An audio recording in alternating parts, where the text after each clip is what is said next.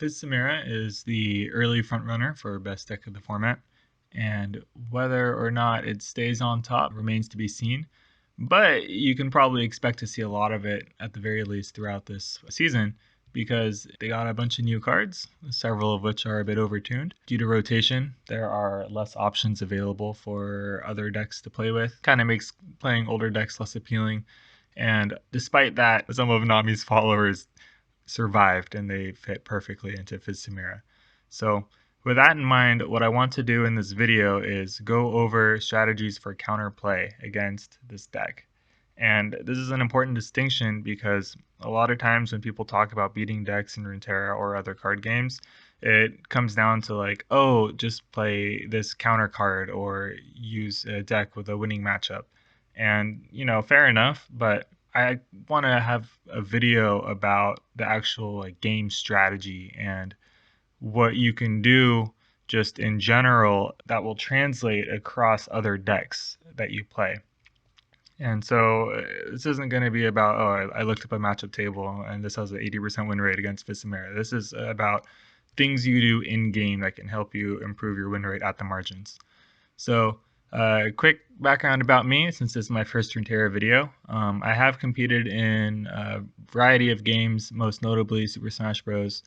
I have a bit of card game experience. I climb to Masters every season, and this season I got to hold rank 1 for like 3 minutes, which is a bit fun. And I did my climb with Kaisa, and I think that's relevant because it's not some tier 1 deck. It's not some Fizz Samira counterpick deck. It didn't get any new cards. It's just like a solid deck that if you play it properly, then you can find some edges against a lot of opponents. Let's take a look at Fizz Samira and how they win. The entire deck, it's pretty cohesive, honestly. You have a whole bunch of cheap spells and then units that want to be fueled by those spells. So whether it's flipping your champions or drawing your deck with Inferna or buffing your board with Shelly or discounting Burblefish, they want to have these pieces on board and then they want to see a bunch of spells being played. And this is an important distinction from like traditional aggro because it's not like they're just throwing all their units at you right at the beginning and you're just trying to hold on for your dear life. They do need to stick some key combo units and then get their payoff in the future turns. And trying to overwhelm you with the value they get from running out just a bunch of cheap one-cost spells.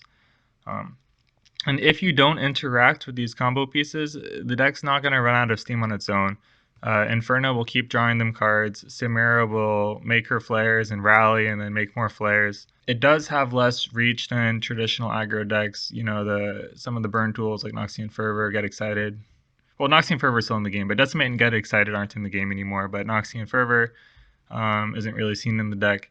So once you have like reclaimed board, or if you have managed to deal with the elusives, it is a lot harder for them to get their final bits of damage in. Therefore, our focus should be on disrupting the value engines overall. And of course, there is the caveat that even though, I don't call it a traditional aggro deck, it can definitely still beat your ass early on. They can run out triple Burblefish and be hitting Elixirs of Wrath. And when that happens, you just lose. I'm sorry. That's called top tier privilege. But these are the cards that I want to focus on for this video. Samira, Inferna, and All Out, because I believe that how you deal with these cards has the biggest impact on your success against the deck. And they're also all new, so they can be a little tricky to deal with. And the first one is going to be All Out. Straight up, this card is broken. Any interaction that you have that your opponent could respond with All Out, if they do, they are going to be getting the better of you in that interaction. And that is something that you kind of have to accept. It's very difficult to play around it. You definitely can't pretend that it doesn't exist because it's also a champ spell. So if you pick a line that gets blown out by it, you will get blown out a lot of the time.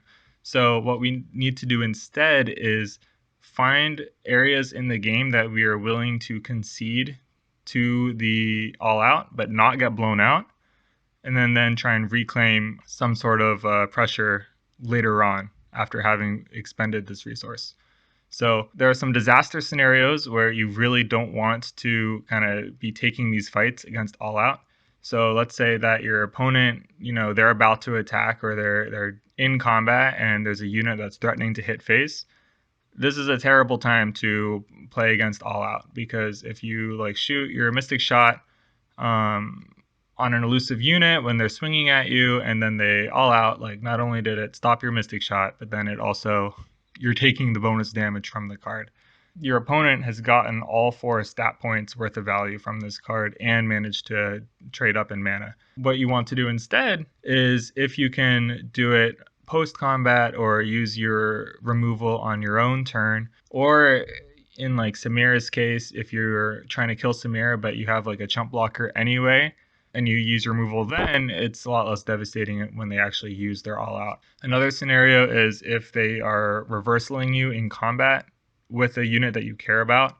So if you try and send a unit after Samira and then they're not quite securing the kill and then they use All Out and now Samira becomes a 4/4, levels and becomes a 5/5, then wins the combat, that's also really bad. When you are attacking into them or you're picking a fight or you're trying to block Samira with a bigger unit, you do need to be keeping this card in mind. And if you can't win the fight despite it, then you need to be picking fights instead with your expendable units.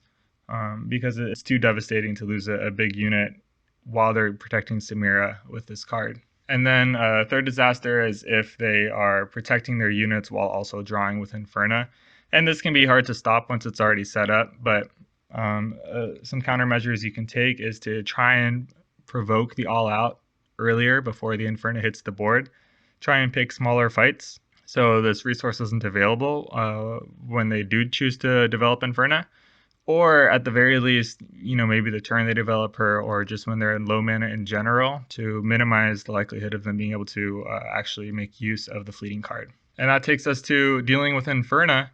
In my opinion, this is the scariest card in the deck. If you don't deal with her right away, she can single-handedly run away with the game. And you do need to be able to threaten Inferna the turn she's played, or apply enough pressure to dissuade the opponent from playing her. And this one, you do need to make sure that you have the cards in your deck that are equipped to deal with her, because she has 5 HP, so it can be pretty difficult if you haven't spec'd for her.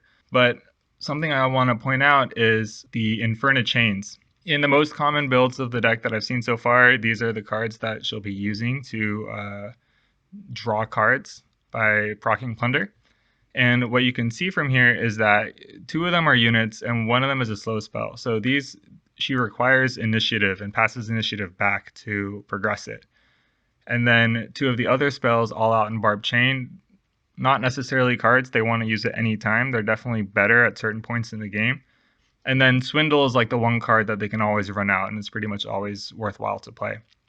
And the point here is that Inferna is not like old Ezreal or Nami or Shelly, where you know you need to kill the unit, but then the moment you try, they just play out their hand and get everything they want anyway. The earlier you kill Inferna does make a tangible difference in how many times they'll be able to draw with her. And on the other side, it's the same thing. The actual fleeting card that they generate, about half the deck needs unit mana, and then the remaining cards generally want to be comboed with other cards. So if you're forcing the Inferna player to use their plunders near the end of their turn when they don't have that much mana, it significantly impacts the value that these cards can be. As opposed to if they're doing it at the beginning of their turn and they still have all their mana pool, then they can just run out almost everything. It is, worth pointing out that Burblefish will eventually be discounted to 0 mana, but even then, if you can find spots against Fizz Samira players where the Burble hasn't already been fully discounted and then they draw a fleeting Burble that's like 2 or 3 mana, and it puts the opponent in a skill testing position where they have to decide, am I willing to just like exhaust a few spells from my hand and not get the full value out of them, but at the very least I'm not going to lose this Burblefish?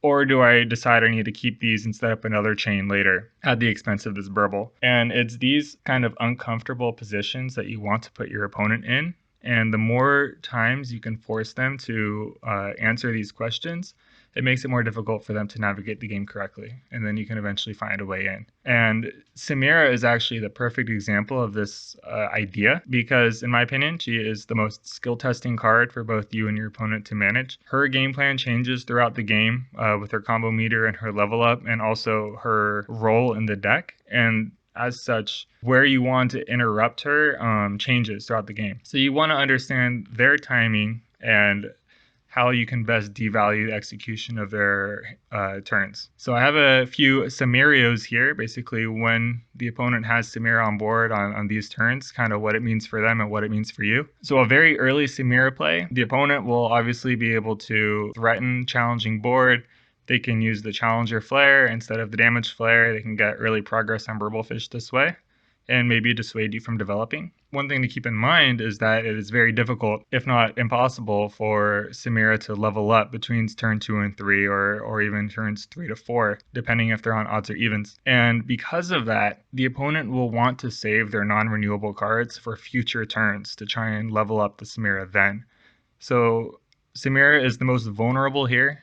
If you want to shoot a Mystic Shot at her early on, it's going to be hard for her to protect. Again, you want to avoid, the complete blowout scenarios with all out, but when you're not being threatened by the bonus damage, it's perfectly okay to just try and kill her at this point. But then later into the game, turns 4 or 5, this is when the opponent is encouraged to flip the Samira, and, either they'll want to develop the Inferna and then run out all their Plunder cards, or maybe they'll want to develop their other units and then play Shelly to try and end with a wide board. And this is what you have to keep in mind is Inferna is still a bigger priority, I believe, than Samira. So the opponent will be wanting to play cards, so you can see what they do. And once the opponent taps below Inferna, this is where you can pick a small fight with Samira and try and provoke the opponent into playing more cards to protect her. Because if they only play like a few cards, now Samira is, like maybe 4 out of 6 or 3 out of 6 or whatever, and they will now be incentivized to run out more cards to finish the level up. So you don't have to commit to the fight all the way, just enough to make them, again, make that decision like, do I want to exhaust the rest of these cards to guarantee the Samira level up, even if it means that I don't have the Shelly on board or I don't have the Inferna on board. And, sometimes the opponent will have a way to do it with cards that they don't care about, or they'll end up having the perfect refuel with Barbed Chain. In those games, it is what it is, but a lot of the time you can find these small advantages by, again, putting these opponents in situations where they have to decide, like, is leveling Samira really worth it, or maybe I should be holding on to these cards. And it's not easy for them to navigate, and that's something you just need to keep poking at them with. And then later into the game, turn 6 onwards, Samira is kind of transitioning into a support unit at this point because she wants to be there basically to sequence for the rally and close the game with the other elusives. So at this point, you need to be focusing on removing the elusives, which, kind of takes the bite away from the rally. And this also doesn't always work, but it can, depending on how their combo meter is and how many burst spells they have, is if you can force the Samira to have to develop more cards near the end of her combo meter, you can make her rally come at an awkward time, or maybe even when they already have the token, so they might lose the rally altogether. Some other Samira tips early on, if they are, using the challenger flare, if you can disrupt combat just one time, you can break the flare loop. And that can just lock Samira out of a flare for the rest of the game. If you can stun or ghost block or anything like that, Samira will have a hard time getting another flare, because then, 2 turns later when she's attacking, if you have a beefier unit, now it's like, do I want to kamikaze my Samira into like a 4 HP blocker? And she loses a lot of her bite that way. But you, at the same time, have to be very careful about attacking into her. Because again, if you get reversaled by the all out or by the Samira level up, then she's getting the better of that unit, and then she's also getting her flare back. So again, you just want to be very careful on your attacking turns that you're not giving too much value to their all out. And then also not to lose sight of overall threat levels. So the Samira level up and the rally, they are very card intensive, and of course the rally is quite strong, but if you can disrupt the source of her card generation, that is about as effective at stopping the threat from Samira as killing the Samira outright. So you can get a lot more value, again, trying to stop her from just getting all these extra cards in the first place.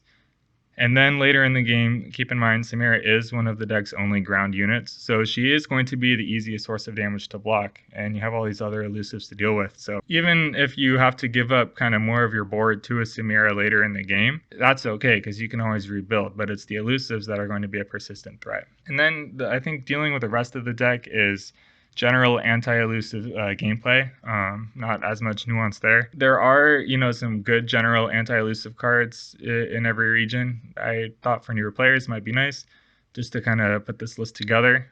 Again, the point of this video wasn't to like tell you exactly what cards to play or what decks to play, but go over the actual strategies. But if you're in a meta with elusives, then you do to some degree need to be teched to best address them. And with that, thanks for watching. This is my first Runeterra video, so if you liked it or have any feedback or want to see more of these, let me know. And good luck out there.